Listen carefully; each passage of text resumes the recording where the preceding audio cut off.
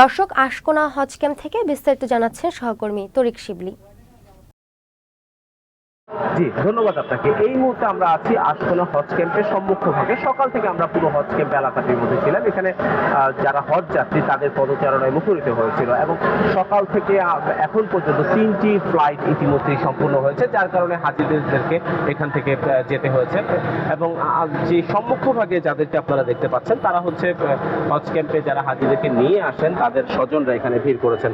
সরকারি এবং বেসরকারিভাবে এবার সরকারিভাবে হজ যাত্রী সংখ্যা হচ্ছে 5,200 এবং বেসরকারিভাবে হচ্ছে 1,900, সর্বসাকুল্যে হচ্ছে 87,100 জন হজযাত্রী যাওয়ার কথা আছে। কিন্তু সকালবেলা আমরা একজন হজযাত্রীর মুখে শুনতে পেয়েছি যে তিনি ভিসা নিয়ে কিছুটা সমস্যার সম্মুখীন হচ্ছেন।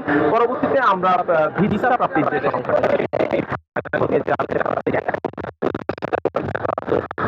হচ্ছে 5,064 এবং সরকারিভাবে ভিসাপ্রাপ্ত সংখ্যা হচ্ছে, বেসরকারিভাবে ভিসাপ্রাপ্ত সংখ্যা হচ্ছে 77,671 জন।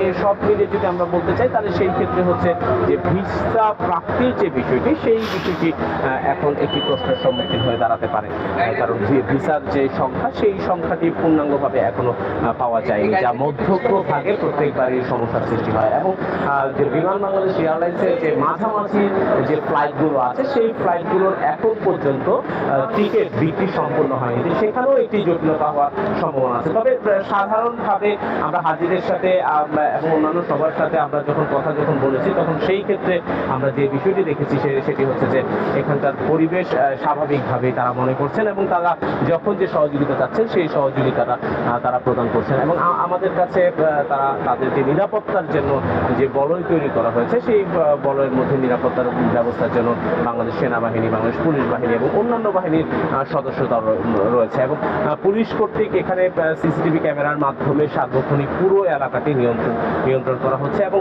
হজ ক্যাম্পের সামনের যে অংশটুকু এবং যে রাস্তা সেই রাস্তার মধ্যে বারবার স্কাউট সদস্য এবং অন্যান্য বাহিনীরা বহিরাগত যারা আছে তাদেরকে প্রবেশ করতে দিচ্ছে না। তো সব মিলিয়ে হজ ক্যাম্পের বর্তমান এখন পর্যন্ত যে পরিবেশ সেই পরিবেশ আমাদের কাছে স্বাভাবিক মনে হচ্ছে এবং হাজিদের যে সন্তুষ্ট জায়গাটি সেটি পূর্ণাঙ্গভাবে পূর্ণ করতে পেরেছে হজ ক্যাম্প কর্তৃপক্ষ।